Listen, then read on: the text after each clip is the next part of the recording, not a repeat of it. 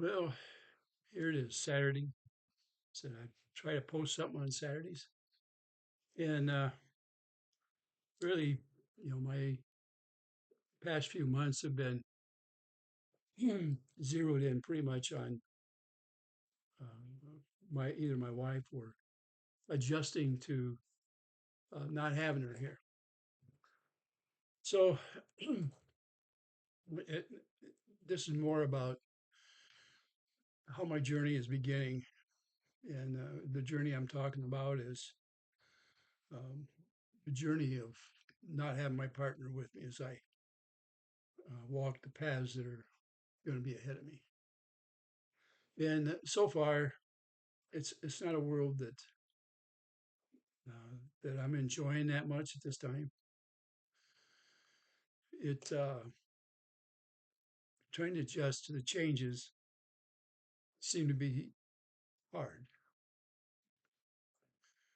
and I haven't walked into any pitfalls or anything like that. It's been hard on the heart,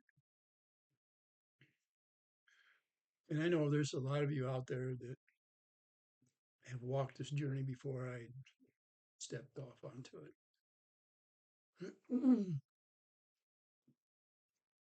The last couple of months, my wife was in the hospital,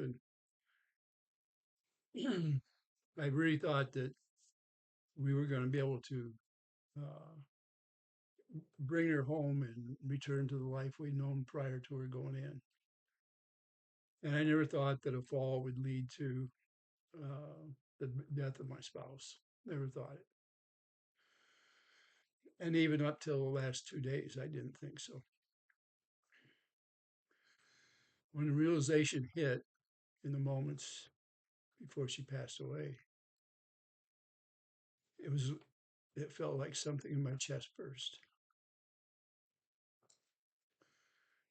In that day was a fog for me. On the way home,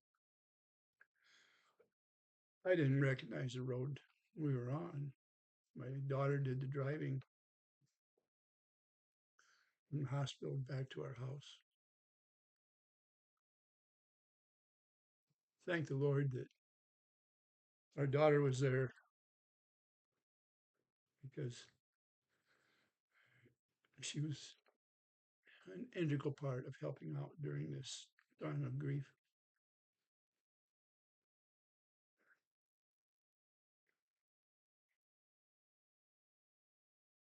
It is a little hard to talk about things like this, and I'm doing my best. And I'm trying to lead a normal life again as much as I can. I still have our pets, Sparky and Sophie, and they greet me every morning. And usually, what happens is I let our pup out, and he runs around the yard, does his thing, and then I go out with him, obviously. And then we come back in, and it's time for breakfast for them, and they eat. And I head for the easy chair for a little bit because I don't eat the minute I get up. No, I don't drink coffee. And usually, what happens is I get engrossed either in the news of the day or I pulled out my computer and I'm looking at it. And I look up and they're both sitting there staring at me. And it's almost a morning ritual now. And I tell them, yep, I'm okay. Normally, you know, before they would go take a nap and after they ate because their tummies are full. For some reason, now they hang around in front of my chair and look at me till I address them a little bit, and then they do their thing. Sparky lays in the middle of the living room floor and falls asleep. Sophie, our cat, walks around investigating the entire house. And then she finds a spot and she curls up and she goes to sleep. It's a routine that they're used to. And I'm glad I've got them here. It keeps me motivated to that extent. Eventually, I get up because I'm hungry and I fix myself for breakfast. So you see, I'm starting to slide into some kind of a routine. I finally uh, went back to the doctor to finish up a routine uh, checkup that I take twice a year because I take different medications, and one of them are for my heart. And because of that, I have to go back for blood tests at least every 6 months. And I was lacking in vitamin D the last time, and it was in July, and it was the third week my wife had been in the hospital, and I took enough time off to go get this physical. And I was supposed to go back first part of August to get tested because I was short of vitamin D, and they wanted to make sure I'm getting my thing. And I'd lost a little weight by then. And I went back Wednesday of this week here, and all of a sudden now I'm short of fire. A lot of it's probably due to the fact that during this time, uh, there was other things on my mind, and I forgot to eat here and there.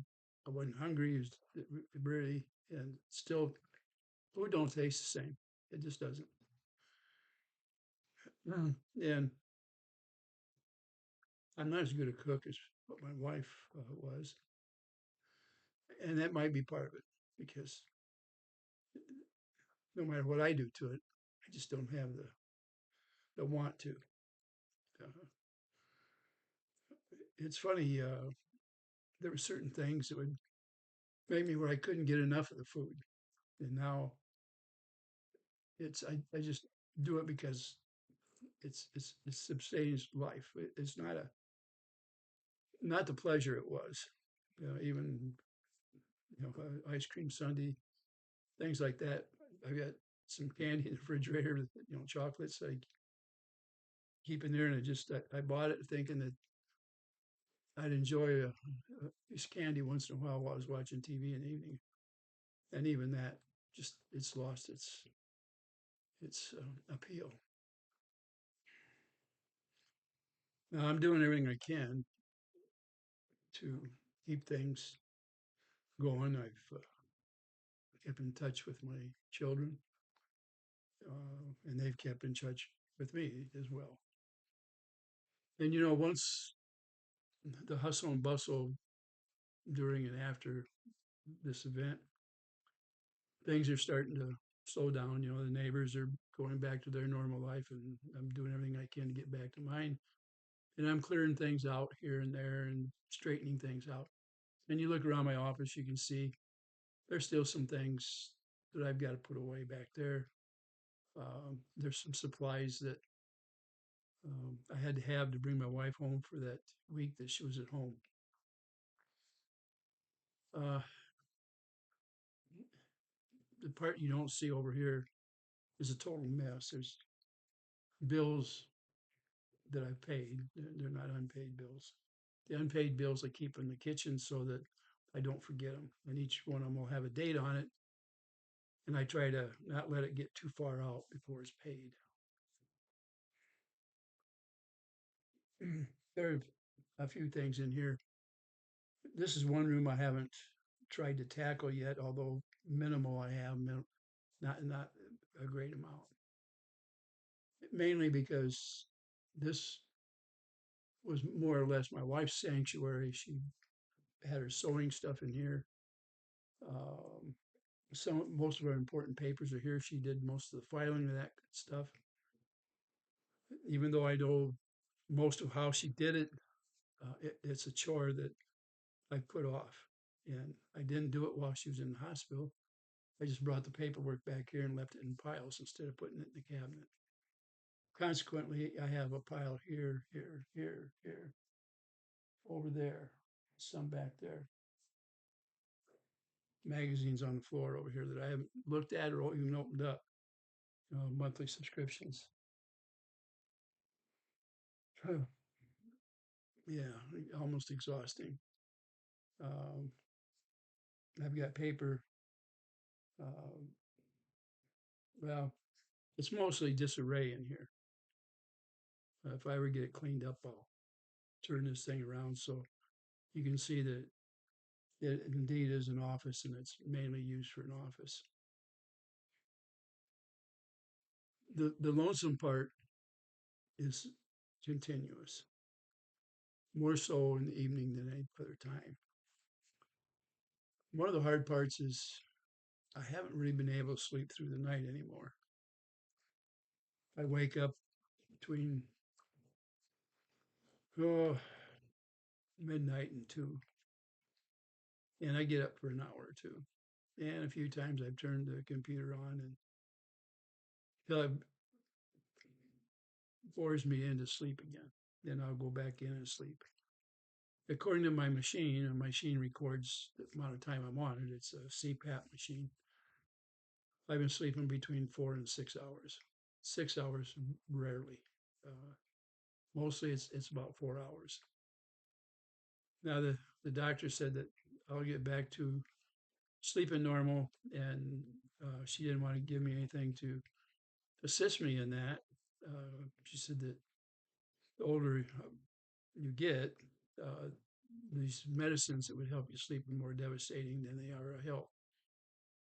And I believe that. And she said they react differently the older you get, and that she didn't feel that at this time that it would be good for me.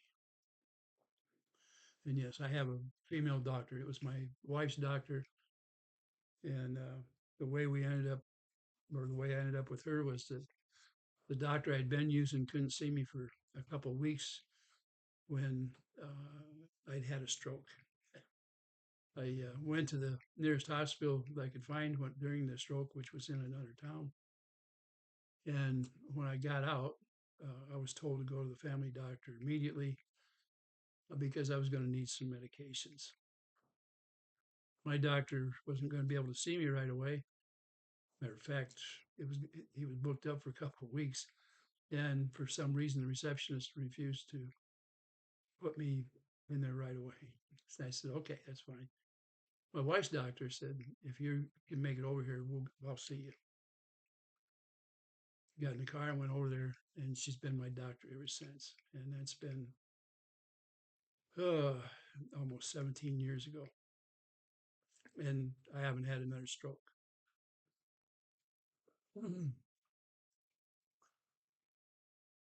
During this time, the days got blurred.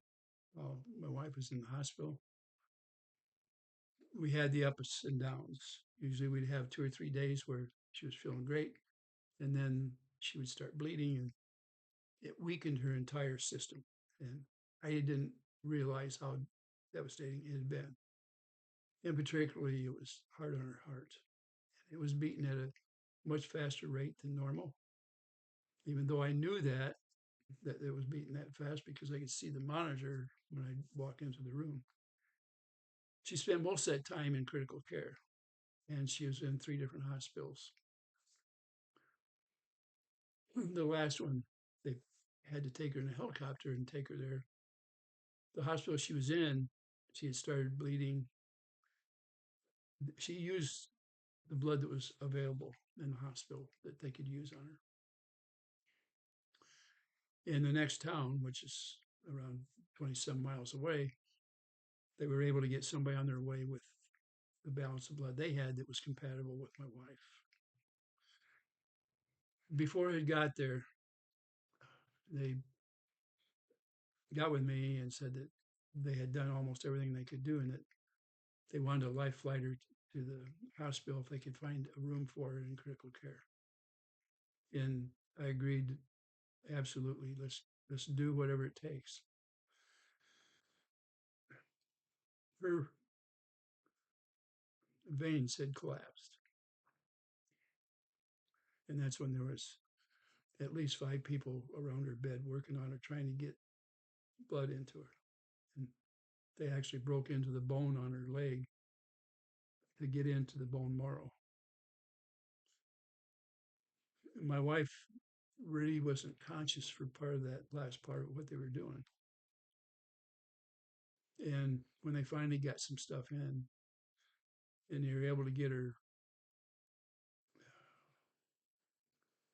get liquids into her, and the helicopter arrived, and they, within 5 or 6 minutes, they were transferring her to another gurney and taking her to the pad. I headed out the door with my daughter, and we stopped by the house to check on our pets and head for the hospital in the next town, which was a little over 75 miles from our house to get to the hospital. We got it there.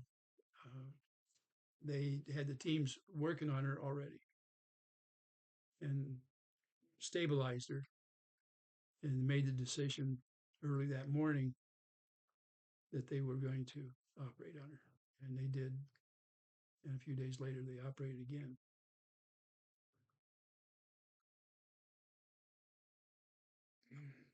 They,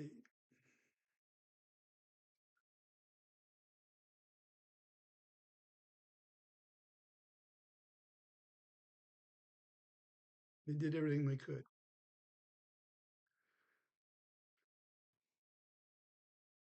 Anyway,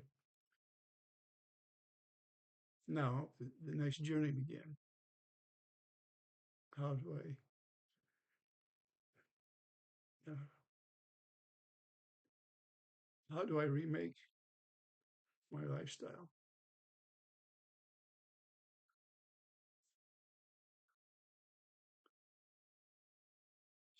It's been a fog. The, it's harder to make a decision. You see, my wife and I made a lot of decisions together.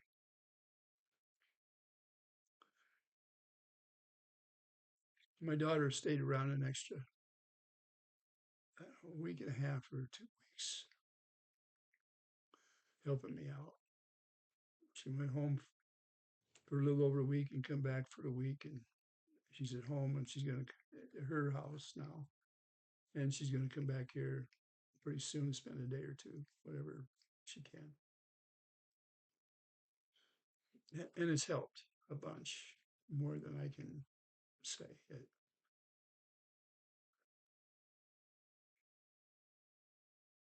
I've looked to see what the future holds as much as I could.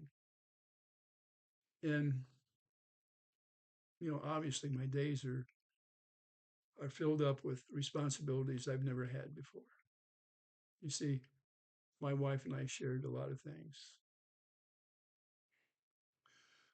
I'll have to admit, she did most of the stuff that was going on in our house. And sometimes it seems overwhelming, even though I'm doing my best to keep up with paperwork and washing and taking care of our pets and you know trying to keep the floors decent enough to be able to walk across. I don't do as good a job as what my wife did on these things. I seldom vacuumed or anything like that. I did occasionally. I mean, my wife different times had been in the hospital or sick, and I did those things for a week or two or whatever it was. And then there was a period of time where I did do it for a couple of months when she was really in bad shape, and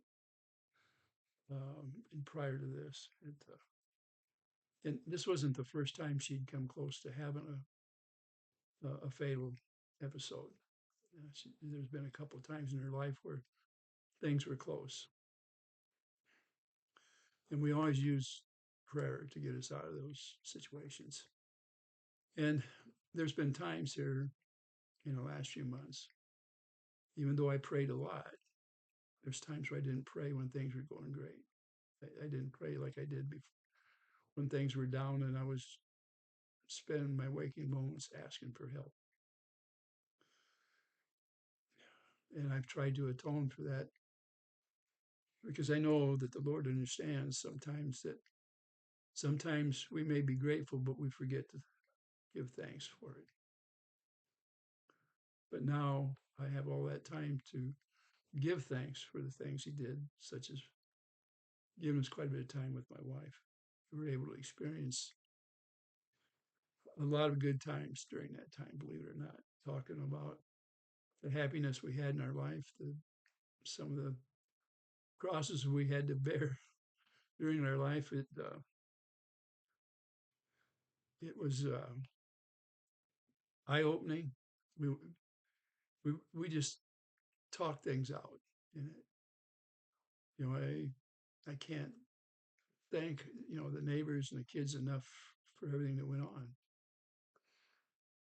Well, now it's been a month and a half, and in that month and a half,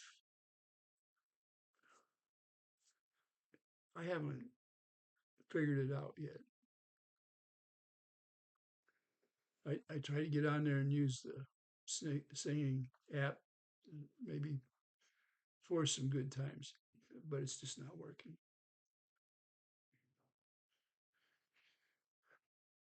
I've had some old friends that I work for that have called. The president of the company I work for put the call out and said, once you're part of the family, you're always part of the family. And of course, some of those people called as well that were still alive. And, it's getting the list is getting a lot shorter from those years. It's been a little over 16 years since I left the firm, and a lot of my good friends I worked with there had passed away before I did, and their wives as well. It makes me wonder when my time is coming because I was more than willing to go than my wife did.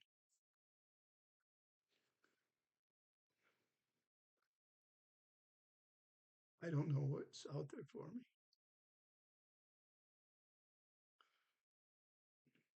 I know it sounds selfish. I really wanted to spend the rest of my life with a partner, my my wife.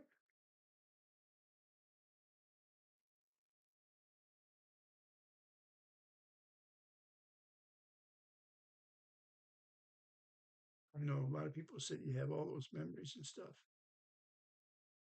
Yeah, I do. And the good memories stand out. And like everybody, there was heartaches along the way that made us stronger as we aged.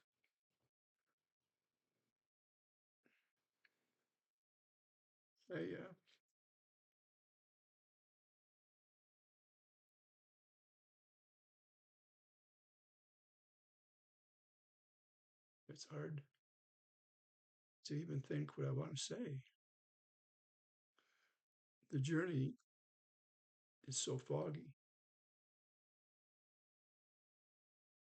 It's hard to describe, but there's no words, real words, to tell you what kind of an emptiness it is. It's not like walking into an empty room with nobody there. It's not that way. It's the unknowing, the wondering why.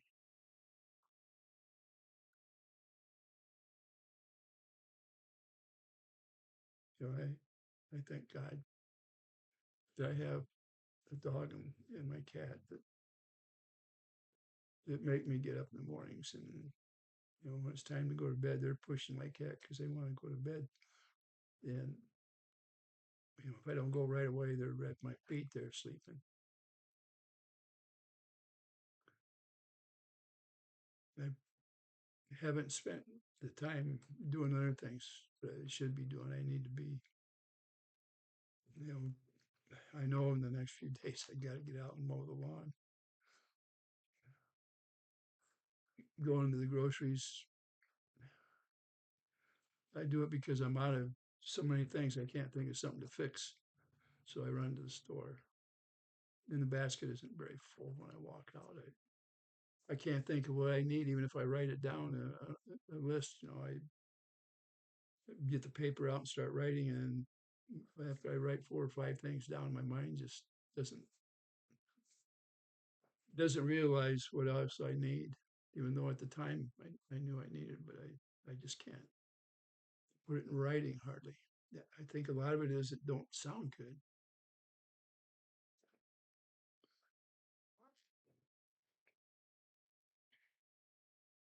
I decided to do this in the office here because that's I was in the house and I couldn't think of a good reason to be outside, and I just didn't feel like sitting out there in the garage, um, putting something like this up. I don't have that get up and go. The trying to come up with something that is not boring to the people out there. Not, you know, I like all those things that's going on in my garage. I have so many hobbies that I work on out there, and it's been more like a playroom, an adult playroom, than anything else. And it's it is my almost like a little home out there, and my wife enjoyed it as well. She did a lot of her projects out there in that garage. She knows where the different tools are. She has no problems working with it. She has um, she's come out there so many times and grabbed something or to to use on it or brought something out there to do something with. She loves painting and making things look like new, and so she would do that with the garden furniture every year. And sometimes before we used it, sometimes she'd do it before she put stuff away. The plants on our patio out here, most of them are gone.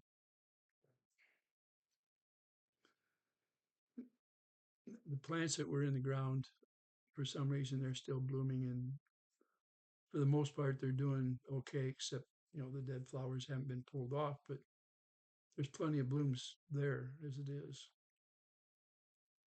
I did take the hanging baskets and I put them down on the floor of the patio out there. Or it, you can tell that it's late fall.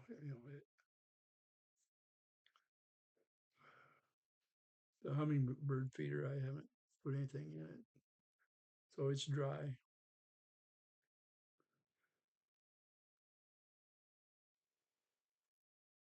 The tomato plants out there, I haven't picked tomatoes that are left out there. They don't appeal to me at this time.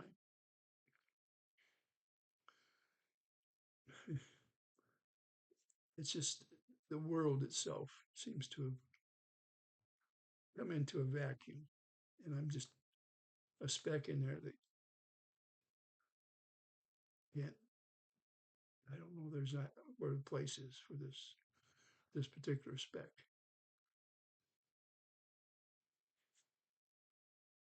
I have days where I feel like getting up and going and doing things, and I have made different plans, and I, hopefully I carry them out. I did go purchase a travel trailer so that I can do some things with it. Um, and I've been working on some of the stuff on it,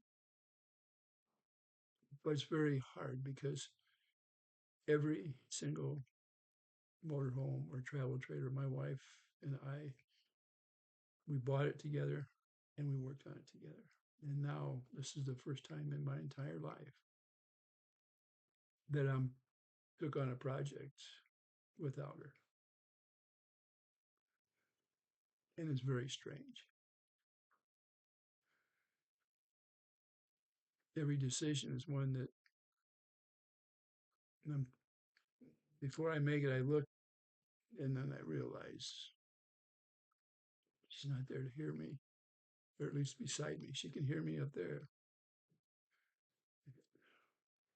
I say up there, but what I really mean is my wife is with the Lord and she's there. and she realizes probably the dilemma that I'm in. And the other day, and every day I ask that the Lord let her talk or give me a sign because I want to know that everything is fine. And the other day, Sparky was barking. He barks more now that my wife is gone. He barks at every sound in the house or outside. It's outside. And he started barking. And I yelled at him to quiet it down. And he was insistent and just kept on barking. And I thought I heard my wife say something about slow it down, take it easy. And all of a sudden, Sparky stopped barking for a little bit.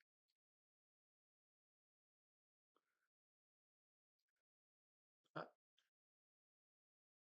I don't know if my wife, if that was a sign.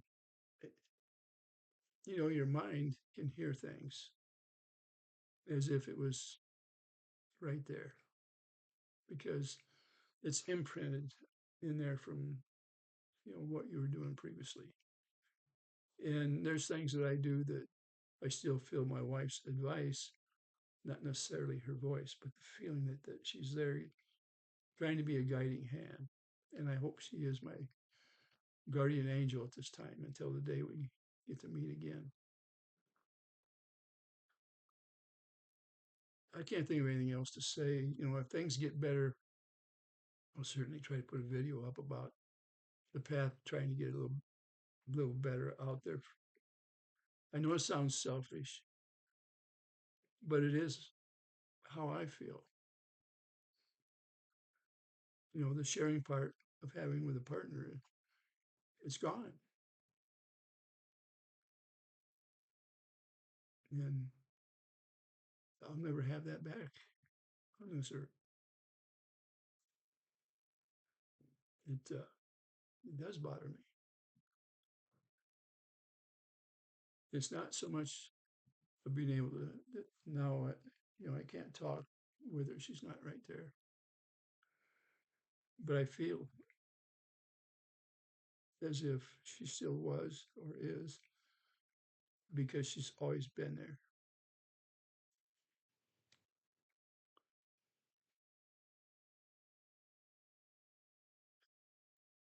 I know some of you that went through this by now probably have got it, your life figured out, what you want to do or where you're headed or something. I don't know if it's the same for each person, individual.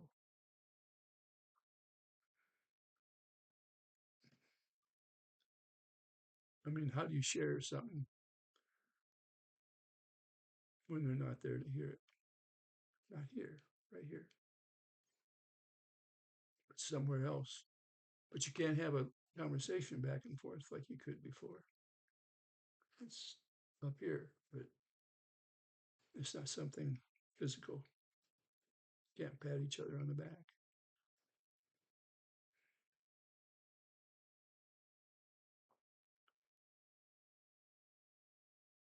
I know it was a privilege. I was able to hold my wife in my arm to the last second. And it's imprinted.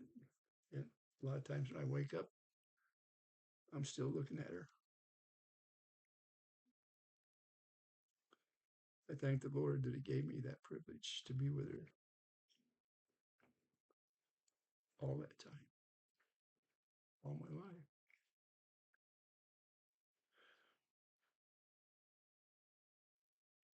You know, we met while we were in high school.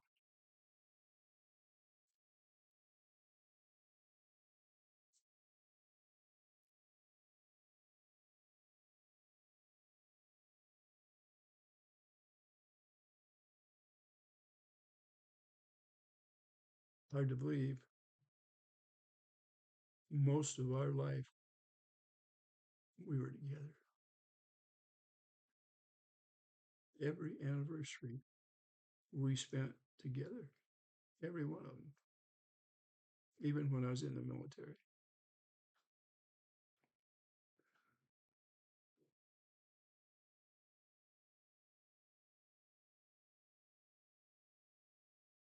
There was a lot of times when I had to work out of town,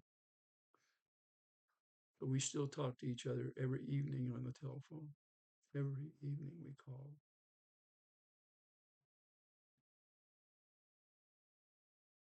I couldn't wait to get home on Friday nights when if I had to work out of town.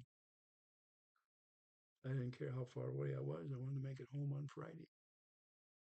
And then I'd have to leave early in the morning on Mondays to get back to a job site.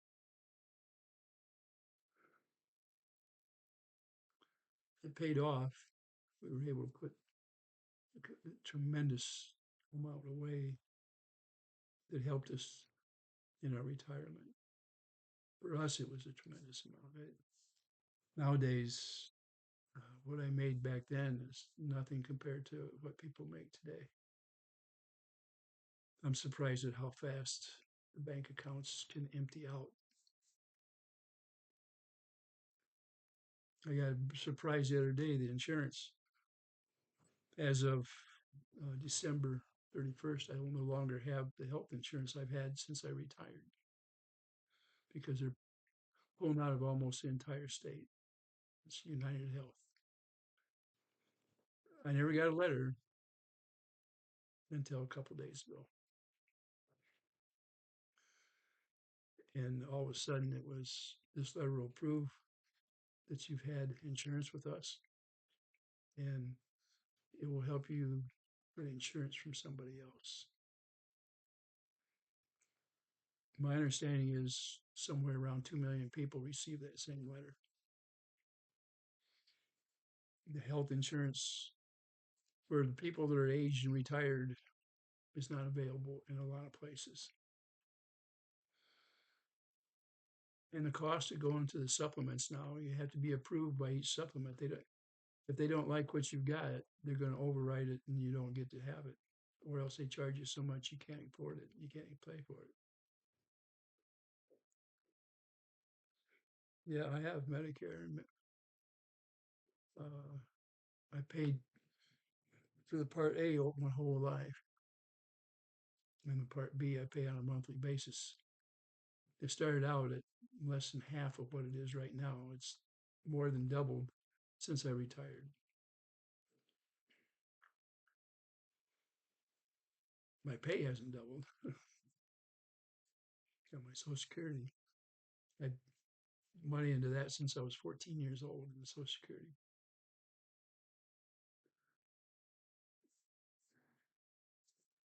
Well, I told you how I feel about this path I'm on, and I know there's a lot of good advice out there, and a lot of prayers that people have said for me, and I can't thank you enough. I don't know what else to do really. I mean, I'm walking an unknown path to me. To tell you that I was prepared for this, I was not. I thought that I would be gone before my wife. My health is not, or wasn't, or at least I didn't think it was as good as my wife's. I thought I would have been gone some time ago. And now my sorrow is that I was left behind. I can't help that thought that I feel left behind.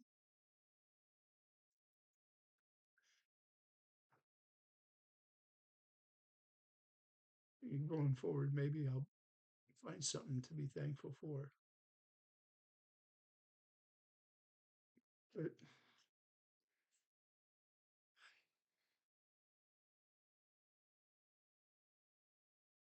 I don't know what it's going to be. I'm, I just, we don't have a whole lot more to say at this point. Like I say, it's been a month and a half and it's a new journey and I haven't decided completely what I want to do with the rest of the time we have left here. That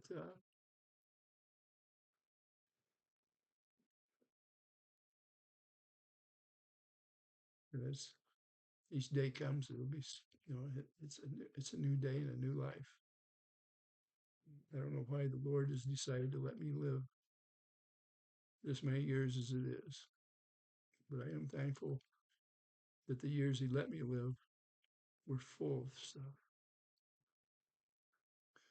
And the emptiness I feel right now, I hope that He can lift some of it from my shoulders. That's about it.